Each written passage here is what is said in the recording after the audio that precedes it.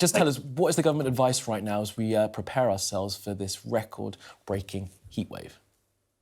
So our advice is broadly for people for themselves to be sensible, drink lots of water, stay in the shade. We've got a hot 48 hours coming, but also be very aware of those vulnerable groups who we think are most likely to succumb to the heat. So that's the very young, small infants, but particularly the elderly, often living alone, who may struggle in the heat and who I think would probably appreciate the neighbourly thing being done, which is for people to go and knock on their door and just check that they're okay and they have access to water. You know, many of us are used to traveling overseas for this kind of heat. We don't see it and haven't seen it before in this country. So we sort of broadly know what to do. And what we're asking people to do is just take it easy. In particular, there are going to be disruptions on the transport network. And so the transport operators have advised people to avoid traveling unless they have to. Obviously, if you're using public transport, you need to bear that in mind. But as I say, we've got a hot 48 hours coming, and we're asking people just to be prepared and look out for the vulnerable. Now, your colleague Dominic Raab was on with Sophie Ridge yesterday. I mean, I'm sure you will have seen it, Kit. I know you're an avid watcher of the political Sunday morning shows. And he said that we ought to enjoy the sunshine and be resilient enough. I mean, is that sensible advice? There it is, exactly what he said. We ought to enjoy the sunshine, and actually we ought to be resilient enough though through some of the pressures it will place. Do you think we should be enjoying the sunshine? Well, look, if you're lucky enough not to be working today and you're going to the beach, obviously I know you'll take lots of sun cream and water and an umbrella and all those kind of things and be sensible.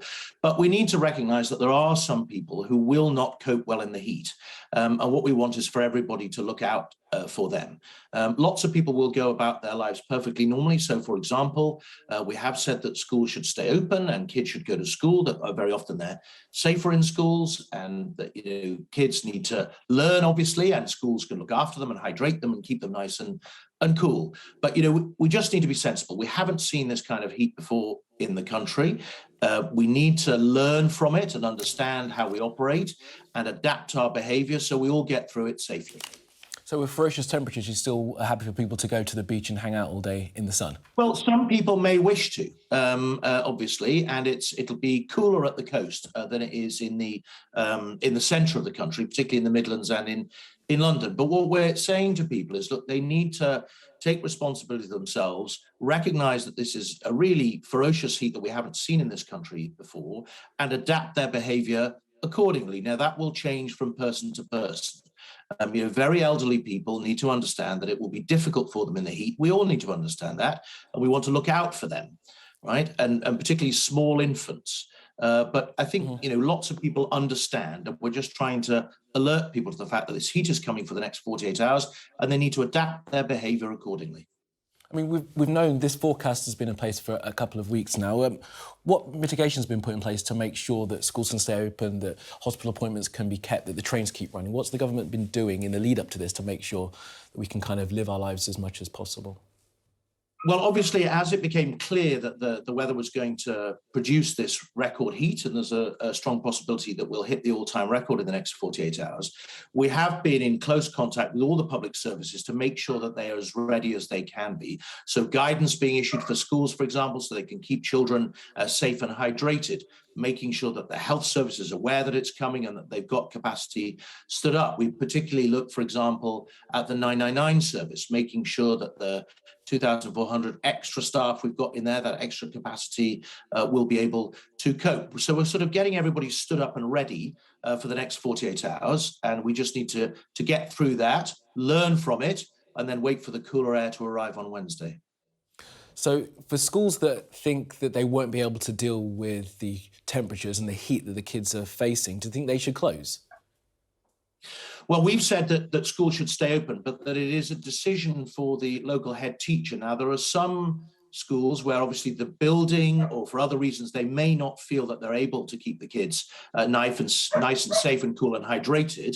And if that is so, then obviously it's a decision for the head teacher. But for the vast majority, we believe they should stay open. OK. You chaired a COBRA meeting over the weekend. Was the Prime Minister there? He wasn't, but it is my job to chair COBRA meetings, and I briefed him yesterday morning at about 8 o'clock personally. I mean, we've got a red extreme heat warning. Do you not think the Prime Minister should perhaps have been at that meeting? No, it's literally my job to chair COBRA. In my department, I have the Civil Contingency Secretariat, which is responsible for coordinating the response across the whole of government. That's what we've done in the two COBRA meetings that we've had. And as I say, I briefed the Prime Minister yesterday morning at 8 o'clock myself. Yeah, and where was he this weekend, Mr. Malthouse? I don't know his exact whereabouts. I briefed him by. Oh, I can tell you.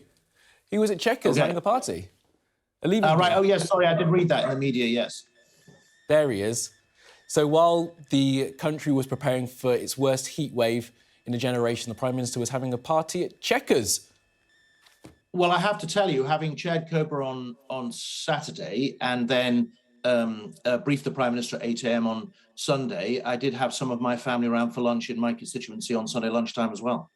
I know, but you're not Prime Minister, sir, are you? I mean, do you think that the Prime Minister's just kind of decided, you know, he's going to be leaving the job pretty soon anyway, so there's no point in him paying attention and being part of these very important meetings? No, as I say, that's completely unfair. We communicated on the Saturday or Friday as well. And then, as I say, I briefed him at 8 o'clock on Sunday morning. So he's right across this. I think this is a very unfair characterization of the media around this particular issue, right? It is my job to chair COBRA. It's my job to coordinate across government and then to be accountable to him, which is exactly what I did yesterday morning when I briefed him. I mean, you know the point I'm making, Ms. Malthouse, don't you? It goes to leadership, doesn't it?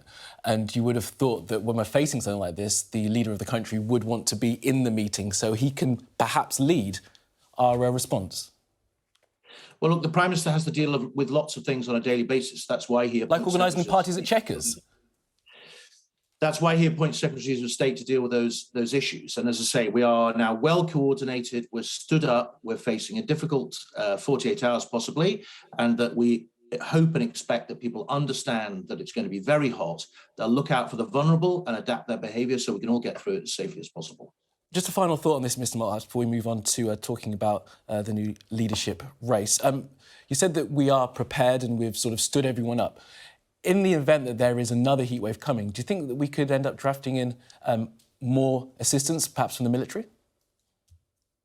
Well, I can't comment on that at the moment, but obviously we keep all our options open for where things may go. You know, we want to make sure that we learn from the next 48 hours about how we can adapt if it does occur again. But look, the weather is unpredictable. Let's hope it doesn't. OK, let's talk about the leadership race. You will have seen the debates Friday and last night. I mean, what do you make of the way that the candidates are going at each other? Well, to be honest with you, I mean, I think it's good to have a vigorous debate within any kind of political organisation. You know, our democracy and reaching the right answers for the future of our country requires this kind of challenge and battle of ideas. And so By calling one another socialists? Well, you know, I mean, I generally adhere to the Reagan doctrine of not speaking ill of another conservative. I suppose some people might see being called a socialist an insult. I'm not sure that's true in the Labour Party, but there we are. But, you know, I guess it's a sign of a kind of vigorous battle of ideas. And we need to have that battle so that we can select the right leader with the right solutions and then unite behind that person. I mean, battle of ideas is one thing, but this is a very public tearing down of one another. And it's not just about ideas, isn't it? You could see that there were points last night when it got very personal, especially between Rishi Sunak and Liz Truss. I mean, what's that going to do to the party when it tries to come back together once this is all over? Well, look, I'm confident the Conservative Party, like any family that has its internal rows and discussions, sometimes in public, that eventually we will come back together again in a spirit of harmony and love and unite to win the general election. You know, it's important that people recognise that all political parties are kind of standing coalitions, and the Conservative Party is the same.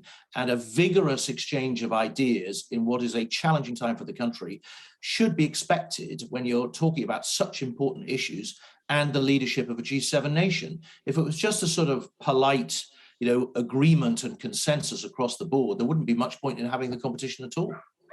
So with that in mind, then, who are you going to be backing, Mr. Malthouse? I haven't declared yet. There's still a long way to go. I know you haven't. That's why I'm asking you.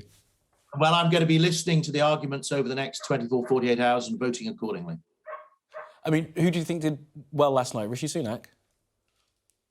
Well, I think they all did well in their own way. I'm sorry to hedge my bets, but as I say, I thought they all did well, and we'll have to see how the voting goes today. You know, in my own mind, I'm kind of keeping a running tally of the various arguments, and as I approach voting this afternoon, I'll be voting accordingly. OK, Kit Malthouse, do appreciate your time today. Thank you very much. Thanks a lot. Cheerio.